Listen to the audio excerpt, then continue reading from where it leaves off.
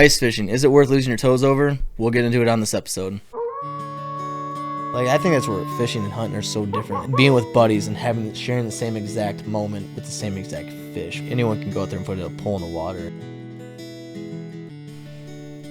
Welcome back to 1Batch2Batch Outdoors. I'm your host, Blake. This is the third episode, and I'm excited about this episode because we have our first guest today. You might recognize him from the Detox Podcast and CRANKEDTV. We have Chris, so welcome, Chris. How's it going? To kind of get into it and introduce yourself to the people, I thought I recognized you on the Detox Podcast, and I was like, man, he looks very familiar. Turns out we went to the same high school. Obviously, you don't see each other for a couple years, kind of forget faces. But so you're from Beloit, just like me. What got you into ice fishing mainly? Probably, I would say when I was a kid, my grandpa took me out, and I don't know, I fell in love with it. It was different, being able to walk on water instead of being in a boat. I can't swim, so. So without being able to swim, if you're not wearing your floaties in a regular pontoon boat, you may need the ice. Right. Yeah. So did you always grow up fishing? What did you do first? Did you ice fish first, or did you just like fish first? Like Fishing and hunting really when I started, and then once I got older, I really got into ice fishing more. Once I bought all the gear and stuff. Yeah. So I've always been into ice fishing, and I've never done it. I enjoy fishing. I love eating fish. To me, there's nothing better than, what's more than Wisconsin than like having a bluegill fish fry with some tartar sauce and coleslaw on the side on a Friday night. But I just have a hard time trying to be, and I don't mind the cold. I work in the cold. I hunt, so I know what being cold's about and like how to dress for it. I've always had the hard time of like, dude, I don't want to fucking sit on ice. Like, what if I fall through? Not that I can't swim, but I've seen enough shit, man. You fall through the ice, the current takes, and you're dead, So, what is it like about ice fishing that you're just like, yeah, cool, I'll sit on the ice and fall through? Well, the fish bite, for one, is way different in the winter once it, first freezes. But I'd say just being able, you can get, like I said, the gear to get set up to be out there, but you can go out on a bucket too. So you said that the fish bite differently on the ice than it would like normal time, like just on a boat casting in the summertime. How is it different? Because, well, they can really bite all day, I would say. In the summer, it gets super hot during the day. Yeah, so they'll come up in the shallows and kind of feed a little bit more, and then once it gets too hot, like especially like the northern and the walleye, they tend to, like, sunfish will obviously bathe, and you can hit those all day in the summertime, but like obviously like, trophy fish like northern and walleye, like what Wisconsin people like to catch and eat the most is, they tend to go back down the shallows where it's cooler until the mornings or the evenings, depending on the water temperature and whatnot. So because it's ice, they can eat all day. Yeah, if you get in the right spot to where they're coming through, they definitely do eat all day. And yeah, it's fun when you get on them. It's hours of action. So we're just kind of, so I mean, obviously, people want to get to know you more, outside of just ice fishing. Check them out on the Detox Podcast. So to get into like gear, we're kind of talking about gear a little bit. I know you brought some of your poles. Like one of them is your baby. Which one's your baby here? My baby would be my tickle stick. Or actually, that's not this one. It's the other one. It would be this one right here. And it's called a tickle stick? Yep. So basically, it's built in with the spring bobber. It's got a flat tip on it. So it feels a lot of the smaller bites. So like you see a lot more action on the tip, on the end of it, on the end of the rod. So just a little bit of bounce to it, but it's super sensitive. I mean, and I've caught big fish on this rod too. I caught like a 30-inch pike on this little rod. So see, that's what is like always fascinated me. Like I've always known who ice fishing and done it, but I've never done it. Not that I'm like opposed to doing it, but with anything, it's if you don't have anyone, like obviously when I started hunting, my grandfather, my uncle, they took me out. They had the place to go and just taught me my way. When you don't have someone to do that for you with like ice fishing, it's harder to get into something. And that's one thing on this channel, like we really want to get into people's, like, hey, just because you've never done it and you don't have anyone to show you, like, here's some ways to do it on your own, and it's not as scary as you might think. And like I said, I've never had anyone to show me how to ice fish or take me ice fishing, so it's harder to make that leap to go out for the first time without doing it, without someone showing you're taking you.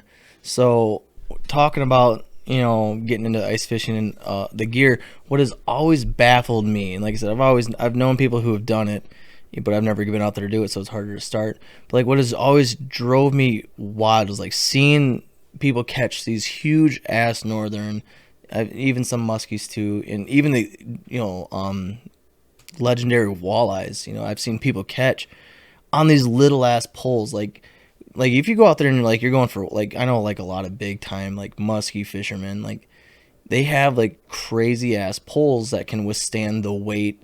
Now obviously a lot of it has to do with your line, like how, if it's braided, not braided, your poundage testing on it, which obviously I would assume you're still going to use like normal like 20-pound 15-pound test on your lines braided. But like to me, like it's like crazy because like I said, these guys that go out there and trophy fish for northerns, walleyes, and muskies use legitimate poles that are long as shit that can withstand the weight and the bend of the fish hammering down on it.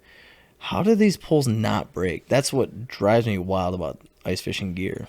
A lot of it really just has to do with taking your time. Like I said, most of my rods are run 3 to 4 pound test ice fishing. And if I hook into something big, I'm just going to loosen my drag and just kind of let it peel out. Mm-hmm. Just take your time with them, and they will come up eventually. But it definitely is crazy because I know in the summer I throw like a 5-pound bait for muskie, and it's tiring. And then you go in the winter and you can catch them on a little rod like this. It's like, man. So there's not much. So like even if you hook into it on the ice or you hook it out to it on a boat on a summer day, like if the fish is fighting it, like obviously everyone kind of knows, and if you don't know, this is what you should do, is let your drag loose, or like a lot of reels have that switch on the front where just backspins. They have the backspin to like just let the fish tire itself out, and eventually, like what's the longest fight you've ever had?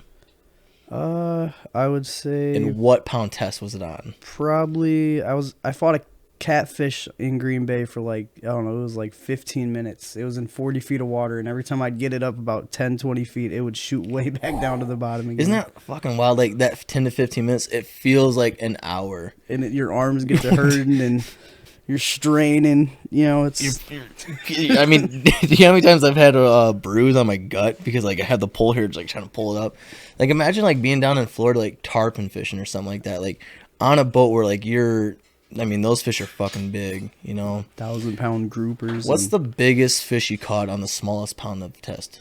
Ooh, I would say so far it's got to be this little rod, that pike that I caught a few weeks ago. It was probably about 30 inches, and it was only on 3-pound test, so that's pretty light. But I know like my grandpa before, he's caught like a 27-inch walleye on 2-pound tests, so it's. No, when it comes to crazy. Like ice fishing, like test line, is it special line or no? Like, do you just use the same line? It's just the basic line is all it is. It's nothing too special. All line gets brittle. The lighter line in the cold does get really, like, you can set the hook on a bluegill and probably snap it. But. Really? So does it, have you ever lost a fish, like, trying to reel it in, and your line catches just a nice sharp corner of the ice you drilled into, and you just... Dude, that's again, like, I mean, I've lost fish on a nice day where there's nothing else between you, but now you have a fucking 4-8 inches of ice between you that's gonna stop that fish from maybe not wanting to come up in the hole the right way. And it's like, dude, I hope this fish just wants to do this. Yep, that, especially like with the hooks too, they get caught on the ice, like right on the edge. So then you'll watch the fish swim back down, and you're like, man. So I mean, do you lose more fish ice fishing than regular fishing? I would say a lot of the time, because they're, depending on the day, they can be finicky, but they just bite really light sometimes, and you don't even feel it. Like without setting it, I feel like it's harder to set in the ice versus like on a normal boat. Like if you feel something on a boat, like you can really give a good pop back. Where on the ice, like you have to worry about the ice, cutting your line on the ice. I feel like it's harder to probably set the hook deeper on ice fishing than it would be. Yeah, and the line's a lot lighter, so there's a chance when you set the hook, it's gonna snap a couple times. Yeah, but I mean, obviously, tying your hooks on and stuff, same method as you would in the summertime, tying it up. Yep. What do you do? I just do the old man fish or not. Yeah. Just loop it around 8 times and then run it through twice. And do you like to lube up the line before you do it? No. You don't lube it up? No. Dude, how many times I've broken lines trying to tie to a lure and I didn't fucking spit on it and then cinch it? Like, I use braid in the summer, so I usually don't have that much of an issue. But I mean, this line for sure, definitely like mono. That stuff's you got to get it wet to tie it. Yeah. Yeah. So we kind of went over gear a little bit and how it's kind of different, but it's still kind of similar to normal fishing in the summertime. So like, as far as like starting out, like obviously anything outdoors that anyone who has ever hunted or fished before, this shit adds up fast. Like money wise, like you want to like a nice St. Croix fishing pole, like just the pole alone is probably 150 bucks. Like, so I mean, not everyone's willing to buy. So I'm still a Walmart $20 ugly stick kind of guy, but I think when it comes to like regular fishing, it comes down to like the normal, like it depends on the reel, like in the action you have in the reel and the amount of ball bearings you have in there for a smooth action in the reel versus it is the actual stick. Well, actually, I mean, I would say So you're gonna argue this. it really Alright, cool. does be this. It is the stick's, sensitivity, how much bend your rod has. Like, I know I was told that if you take a pole and if you hold it and have somebody put it on their Adam's apple, if you can't feel them talk, then it's probably not you shouldn't buy it as a rod. You want to be able to feel the most lightest taps on the bottom.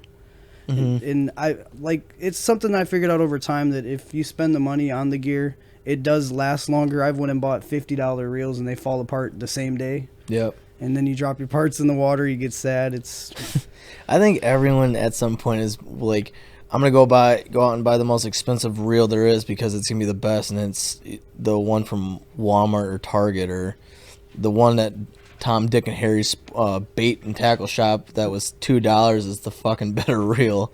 I think everyone has some sort of experience when it comes to like buying gear. It's like sometimes the most expensive isn't always the best. It tends to be because it's expensive for a reason, but sometimes it is just like you're purchasing the name, So what kind of gear do you think you would have to spend the money on, and what kind of gear do you think, yeah, you could probably get away with doing the cheap shit if you're just trying to start out? I would say baits for sure you can get away with using cheaper ones. Yeah. Like for ice fishing, tungstens, like they have them at Walmart for two of them for $2.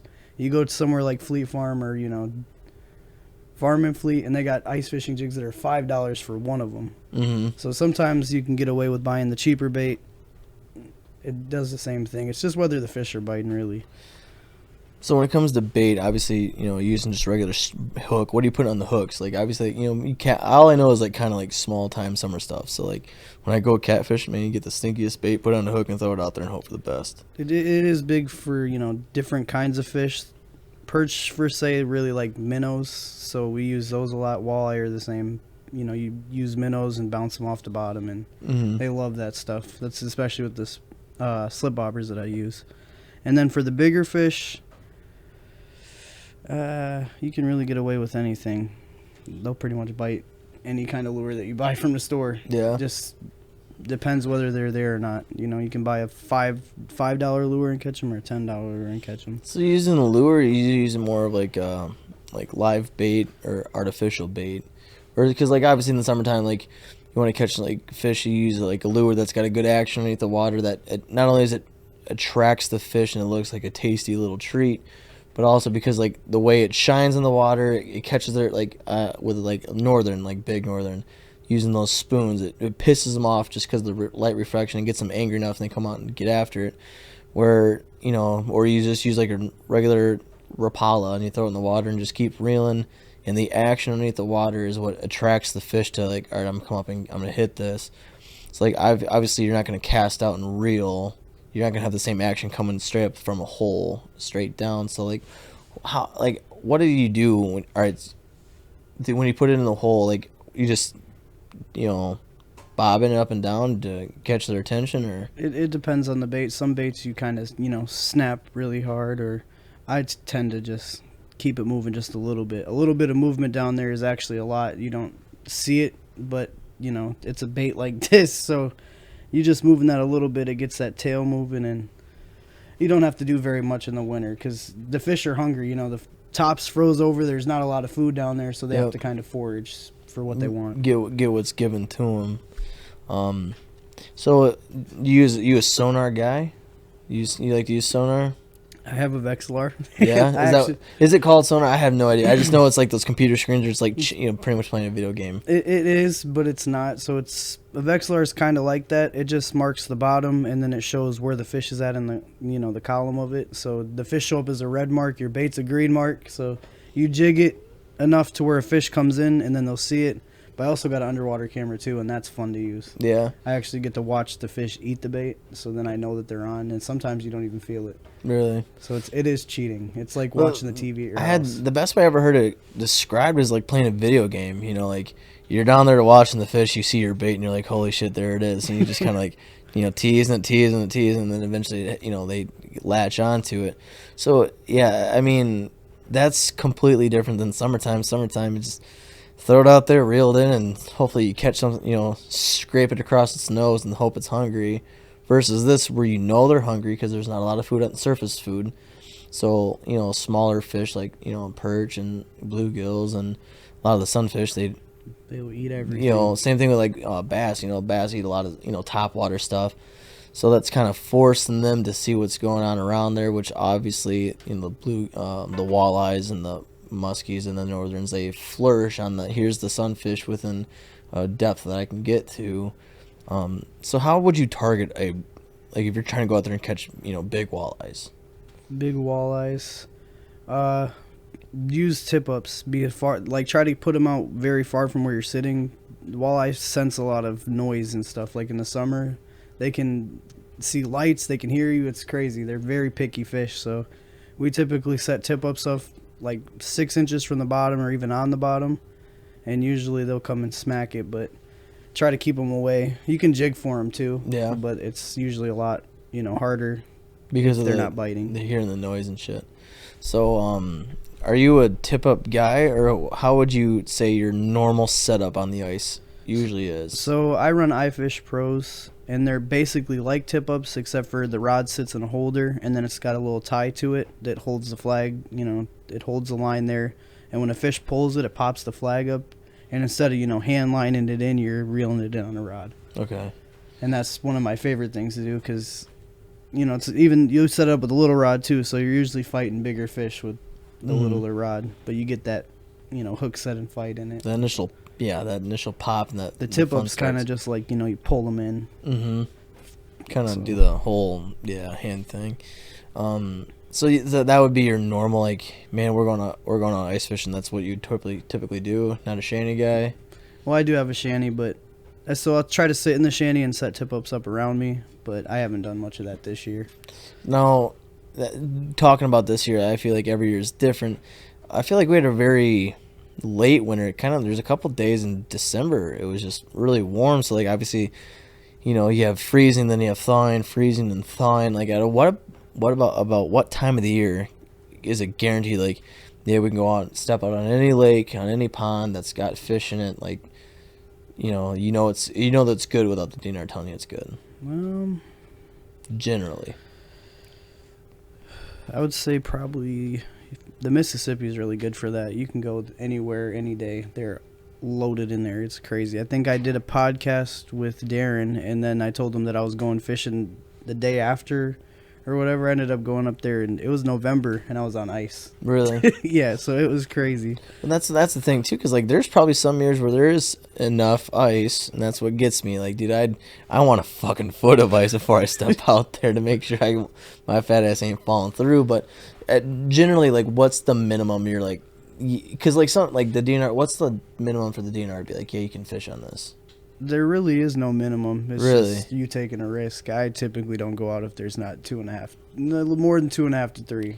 Like, because I don't feel inches. comfortable. I'm a bigger guy, so yeah. So you're saying like 3 inches, like your minimum, like there has to be at least 3 inches of ice. Yeah. Now, do you go out there and like test to make sure, or is there ways of going like on the DNR website where like, hey, Lake Winnebago's 3 inches right now? Or so I would say for the internet, it's hard to go read something because people do like to lie about. Well, you know how fishing is. I caught this fish. It was this big, but it's not really this big. I caught a big 30-pounder and I threw her back in there because I wanted to grow. Yeah, shut the fuck up. You didn't catch that.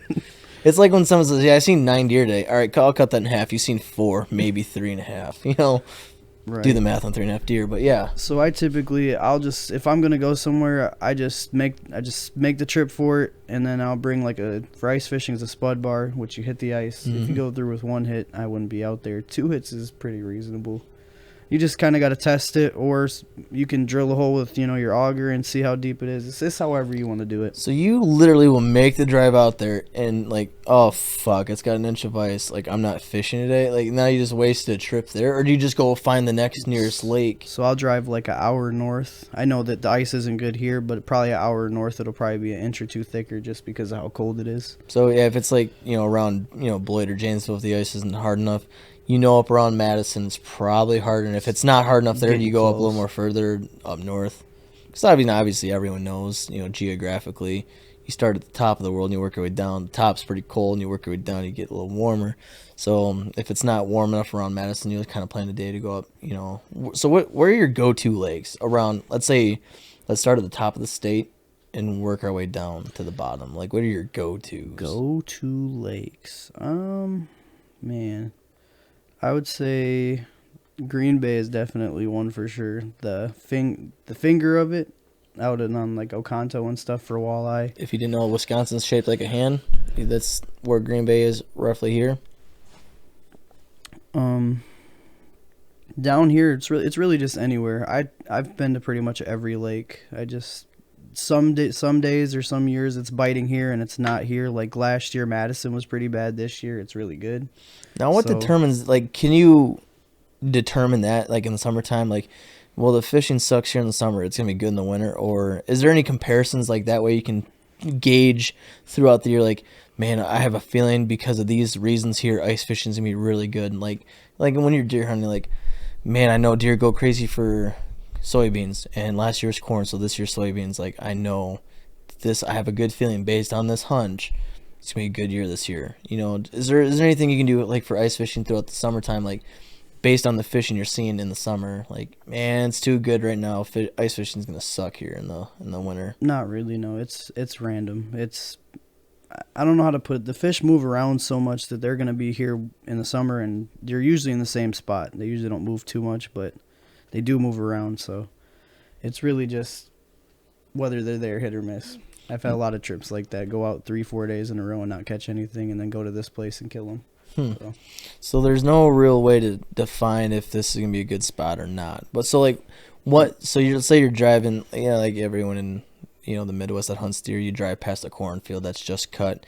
Your first reaction is to snap your head real quick at the window and see, man, there's 5 deer, there's 6 deer, man, they're out there, there's cruising, all the bucks are chasing those. You get pretty pumped up. So, like, if you're driving down the interstate or you're driving down a back road and you see a lake, if there's not any shane, like, do you see a lake and you see tons of shanies, like, man, they guys don't know what the fuck they're doing, or man, they must be killing it out there because there's so many. Like, can you, like, just drive past the lake and, like, determine, one, man, there's a lot of guys out there, I do not want to fish there because it's overfished, or yeah, I'm gonna fish it here and I'm gonna fish those locations? Like, what determines a good spot to try going? Definitely by people. Usually if people are grouped up, there's fish. There's no reason why there's going to be 40 guys in this little circle unless somebody's catching them. So somebody's at least said something about it.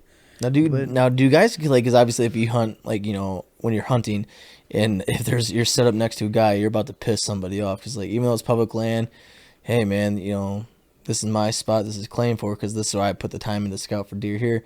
Like, do guys get pretty territorial, like, on the ice? Like, if you see a lot of guys, like, man, there's got to be a lot of good fish here because there's, like you said, you're not going to set up here if there's not good fishing. Do you get in? Let's say you just come out the truck, you walk out to the spot, and you auger a hole down and start fishing. Do you guys get territorial, like, the same way they would, like, hunting on public land? Yeah, most definitely. Really? Like, I've had guys set up 5 feet from my tip ups, and I just look at them like, really? You could have went 10 feet the right other way. there. Yeah. And my favorite part was, I think it went off too right when he was sitting by it, and I know he was probably mad. Well, that's kind of just that's just outdoor karma right there. You want to be that guy and fish right where I'm fishing, and yours hits and his doesn't. Like, that just kind of, that's Mother Nature saying, hey, you were here first. It's kind of like when you're fishing, man. It's like, really, you have this entire leg, and now you have to anchor your boat next to my boat, and this is where you decide to fish because you see me hammering Don. Yep. Come same, on. Same way in hunting. You already know. Yeah, yeah. Of course, I find this spot you have to set up right here too. Yeah, it's so there's not. I mean, it's kind of funny like how many similarities there is between hunting, fishing. In that aspect of like public. Everyone who hunts public land knows like sometimes you hunt with the like like where we hunt up there. Like, we hunt with a group of guys that we've known the last couple of years. Not in our like family, they're just people that come from I think Milwaukee, Waukesha. You see them a couple years, and good group of guys, and where you don't have to worry about like, this guy's hunting close to me this year. But no one's like assholes that way, and it's so. I mean, I'm sure everyone's dealt with people on public land that are assholes. So like even on public fish, on public lakes and stuff, that there's some assholes out there, huh? Yeah, there can be a lot of animosity between people just being extra about it. I mean, if you come up to somebody and talk to them and ask if you can set up around them, I mean, it's reasonable. But if you just come set up by somebody's stuff, obviously you're gonna get mad, or that person's gonna get mad because I think it's just a good thing to do. Is like just be a good person. Like, hey, do you mind if I fish next to you?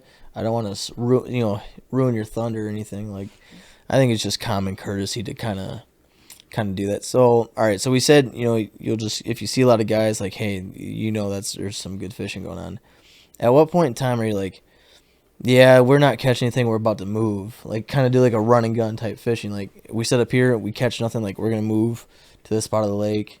So, I mean, how long is that your kind of style of fishing? And in a sense it is, yeah. So what we typically do is we'll know, where we want to go, where we want to set up. And if they're not biting within, you can catch one or two, but if they're not going to start biting within the next, hour, I give it about an hour usually. That's a decent amount of time because you'd make a lot of noise. You drill the hole, they can hear it. They'll move around, but usually give it an hour. If not, then I'll use like I use a little mapping chart of the lake that has the depths and everything, and I'll look. They're not here, so I'll check another depth. I just keep kind of moving around until I start marking fish. So as we wrap this thing up here, you want to tell people where to find you? So pretty much all my social media, YouTube, it's all CRANKEDTV. It's all capital. That's pretty much it. We'll have a link in the description too. But yeah, you guys want to go learn how to ice fish and not be as dumb as me trying to do it the first time or talk about it. Go check this guy out. He's got a lot of stuff out there. Make sure you subscribe to him too. He's got a good channel. Give the guy some love. So appreciate having on, Chris. And appreciate you for having me. 1Batch2Batch Outdoors. This is the 3rd episode, and I appreciate you guys watching. Make sure you do subscribe and like the channel. Let's get this thing going, and don't forget to go like CRANKEDTV on YouTube, Instagram, Facebook, Twitter. No Twitter. No Twitter. Oh man, I thought we had it all, huh? Nope. But just wherever you can go find CRANKEDTV. Go give the guy a like and give a follow and subscribe to him. He's got a lot of good content out there, and thanks for watching, guys.